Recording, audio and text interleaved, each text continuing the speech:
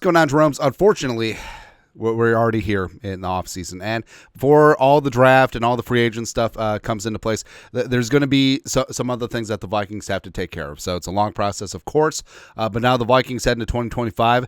Likely going to be J.J. McCarthy's show, and also with raised expectations. So here are 10 offseason, top 10 offseason questions for the Minnesota Vikings. Number one, Kevin O'Connell and Kwesi extensions. So both of them signed 4-year contracts in 2022 when they were hired by the Vikings, and now they're heading into year 4. And ownership had talked about at the beginning of the season. No discussions during the year. See what happens at the end of the year. It's the end of the year, and you're already starting to hear. So this is the opposite of the Justin Jefferson contract negotiations. And we said it was amazing because there was no leaks, there was no sniping in the media. And now you hear the Glazer report. You have the Florio backing it up. It kind of seems like Kevin O'Connell's agent is just like just poking things a little bit, trying to move things along. So there's a lot of things that could be going on. Are the Vikings lowballing O'Connell because of the last 2 games? Has there been no discussions? Has there been whatever? But I do think that cooler heads will prevail. I think that it will be kumbaya. I think that the Vikings understand that their best chance to win a Jerome Barty in the next couple of years is with Kevin O'Connell. And even though it ended poorly with Darnold, he is the quarterback whisperer. Plus him and J.J. McCarthy long term is going to be great. And Kwesi, I don't like how people go about criticizing Kwesi because they already have their mind made up, which is fine. And when we had criticism of Spielman, of course, throughout the years. We praised him when he was good. We called him out when he was bad. But it wasn't just putting your thumb down on the scale. Because with Kwesi, people keep bringing up the 2022 draft class. That's fine. It's like, he's only got 1 starter from 3 draft class. Well, J.J. McCarthy, Diamond Dallas Turner, everything's going to be fine. Kyrie Jackson, rest in power. You can't foresee that, right? So, yeah, 2022 draft class was not good, but the Vikings roster from soup to nuts this season was extremely, extremely good. And Kwesi probably brought in the best free agent class in NFL history. And I know that people are going to go through, those are Flores' guys. All right, so Kwesi gets blamed when a draft pick or a free agent doesn't work out, but he doesn't get the credit when they do.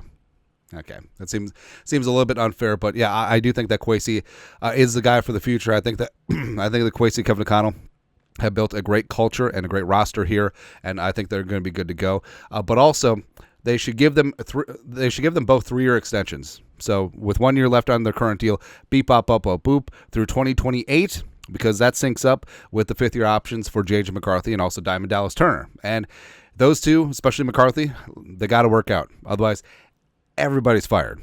And then we start all over again. But you do have a window to make it happen. Number 2, quarterback plan. So likely, it's going to be J.J. McCarthy's show. Heading into year 2, fully healthy, full season in the playbook. And McCarthy, he's got that dog in him, man. Like, I love what the future is going to be. He's physically got it. Mentally, he's an alpha. And he's hungry to win. And he wants to be great. And the whole J.J. to J.J. thing is going to be great. Now, I don't know.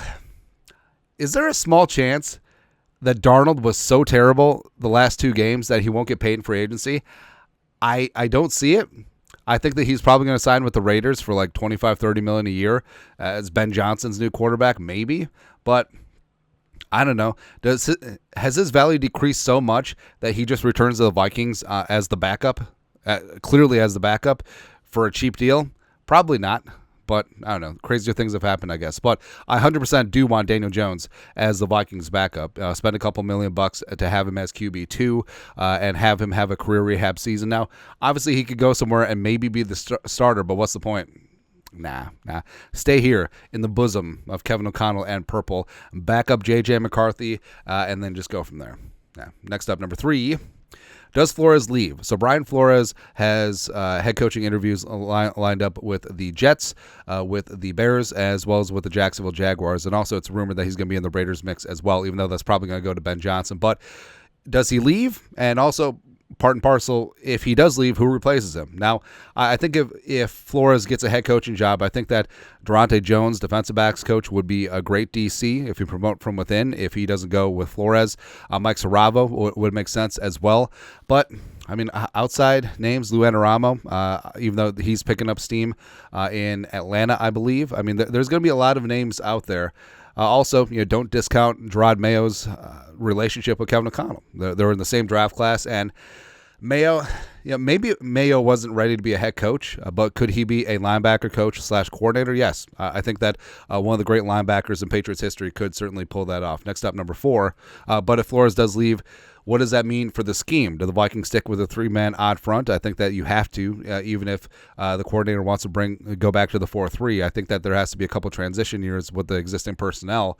But is there a change of philosophy? What happens? There's a lot of things up in the air. Number 4, how to fix the run game. So first and foremost, fix the interior offensive line. And the Vikings are in a great spot because even though they don't have a ton of draft picks, they have all the draft cap or all the salary cap in the world. All right, so go out and fix it with interior offensive linemen, guards, and centers that you know are good. Get rid of Bradbury. Brandon can be back if he takes a pay cut and he's a backup. And then just go from there. Also, part of Kwesi's extension should be fix the interior offensive line in free agency, then we extend you. O'Connell maybe will extend right away. That's what it should be. But fixing the run game, the Vikings' run game has been ass, thank you, over the last 3 years. And it's something that the Vikings didn't emphasize, and they can kill 2 birds with 1 stone. If they fix interior offensive line and McCarthy's going to have protection, then all of a sudden, look, you signed Trey Smith, you signed Tevin Jenkins, and then all of a sudden the run game got better? Wow. Next up, number 5. Does Harrison Smith retire? So Harrison, back this year at a reduced rate for the second year in a row. This was not charity, right? And Harrison was not a liability out there. Now, is he as good as 2017 Harrison Smith? No. Is he still a top 30 safety in the NFL? Yes. I would even say top 25. So he could certainly have a role. I think that it greatly depends if Flores is back. I think that if Brian Flores does return, I think that greatly enhances the odds of Harrison returning. But I know that he's going to take some time. But to be honest, like his post-game interview sounded like a guy who already made up his mind and was going to retire. But if he does retire, does that implore the Vikings to re-sign Cameron Beasley-Bynum? Or do the Vikings have faith in Theo Jackson for being the safety opposite of Josh Metellus? Don't know. But 22, one of the best ever dude in purple. Yeah. Next up, number 6, cornerbacks. So what's going to happen in that cornerback room? Because all 3 of your top cornerbacks are free agents. Stephon Gilmore, Shaq Griffin were here on 1-year deals. Murph just completed his second year of his 2-year contract. And also Fabian Moreau is going to be free agent. So basically, you got Dwight Nudie-McLaughlin and you got Mekhi Blackman coming back from an ACL. Plus, you picked up that guy from the Bears. But other than that, now I think that interior offensive line and cornerback, the Vikings have a ton of cap space. So I think that they could play around in that spot. Now, yes, interior defensive line. But this is one of the best interior defensive line draft classes in recent memory. And the Vikings are going to be able to get a stud at the back end of the first round. Deion Walker one time. Also, they're projected to get a 3rd-round comp pick because of free agency last season. And you're going to be able to find solid contributors and potential future starters in late day 2 and early day 3 in terms of finding defensive tackles. So I think that that's the path that they should follow. Interior offensive line and cornerbacks in free agency, and then interior defensive line running back in the draft. Let's go from there. Next up, number 7. Diamond Dallas Turner year 2. Now, I know a lot of people, blah, blah, blah, blah, blah. He didn't do much as a rookie, blah, blah, blah. But as we said ad nauseum, behind 2 Pro Bowl starters in AVG and Grenard, and Pat Jones' second had a career year. Hottie Ward was getting his as well. But Turner, I think that another year in the program, another year in the defense, if Flores is back, I think that he's going to be that guy that's going to be a solid contributor. Because, I mean, you saw flashes. He only played about 330 defensive snaps, roughly a quarter of the Vikings' defensive snaps total. And he got 3 sacks. He got an interception, had 12 pressures. So he's not without talent. And you knew that drafting the 21-year-old kid, that he was going to be much more of a project than guys like Jared Verse or Latu, who were both 24 years old coming into the league. So Turner, he's adding good weight. He's a lot like McCarthy. Like, he's pestering the bejesus out of coaches on the sidelines. Like you see Turner all the time in Mike Pettin, the outside linebackers coach / assistant head coach's ear, because he wants to get better, and he will get better. Like he's going to be good to go.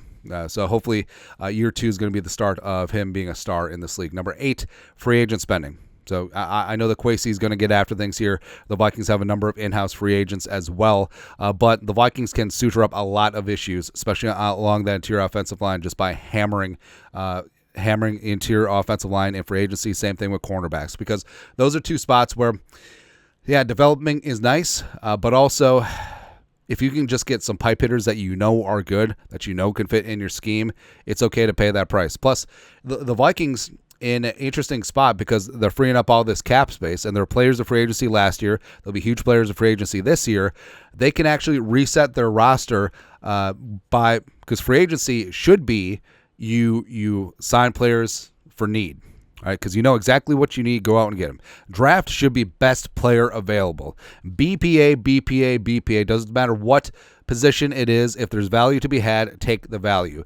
Too many teams find themselves, oh, we need this, where you're trying to fill in specific holes, and sometimes you can lose out on value doing that, because drafting for need keeps you drafting for need. Team BPA over here. So now the Vikings can legitimately set themselves up by filling out their roster for the most part in free agency for the second year, and now they can set themselves up for the future by drafting best player available. And also, if they win in the comp pick game again this year, they'll have tons of draft capital in 2026 that they can have some fun with. Number 9, more draft picks. So, like we said, if things play out the way that they expect in free agency, losing Darnold, Cam Robinson, maybe Cameron Beasley-Bynum, maybe Murph, the Vikings, even if they sign a ton in free agency, they could be getting some comp picks in 2026. Also, with Darnold, you're probably not going to get a tag and trade situation anymore, but it's not out of the realm of possibility.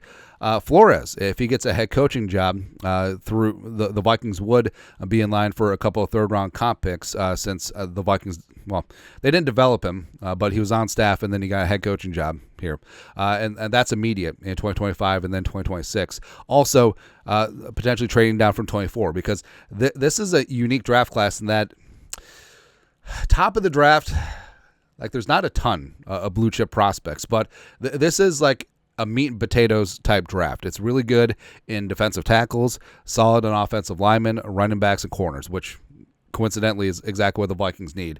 But since the Vikings, they don't have second and third round picks right now, they will get a comp pick eventually. But do the Vikings trade down from 24? Now, I understand that people don't like that, especially with Kwesi, but from picks 20 to 70 in this draft, I think this is where you're going to make a lot of money, where you're going to get yours. So if the Vikings are able to turn that 24, maybe a team is super desperate at quarterback and they come up for, I don't know, Quinn Ewers or Jackson Dart, or if Jalen Moreau gets to that point, maybe the Vikings can find some huge value there. Lastly, question number 10, expectations for 2025. So, the Vikings massively exceeded their 6.5 win over-under expectations in 2024.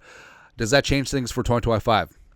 I don't think it necessarily does. I think that I think that tempered expectations will have to come in, because yes, you do have a very talented roster yet again, especially if you're running back with some of the in-house free agents, but also you got J.J. McCarthy starting. Now, that could be a fantastic thing, because I think that his demeanor is he's not going to get blinded by the light, revved up like a deuce. McCarthy's going to be good to go. So I don't see a fall off at the quarterback position there. But do you expect the Vikings to win 14 games? No one expects their team to win 14 games unless you're the stupid ass Lions. But no, I think that it does raise it a little bit, and also the new extensions for Kevin O'Connell and Kwesi, does twist it a little bit to ramp things up, to get things done. But it's okay. This team is going to be built for it, and especially if Flores is back. I don't see why the Vikings can't vie for the NFC North crown, why they can't vie for the 1 seed in the NFC and get after things. So, anyways, that is it. Top 10 off-season questions for the Minnesota Vikings. Let us know your thoughts, our thoughts, comment section. You guys are the best. You know what to do. Skol, production value.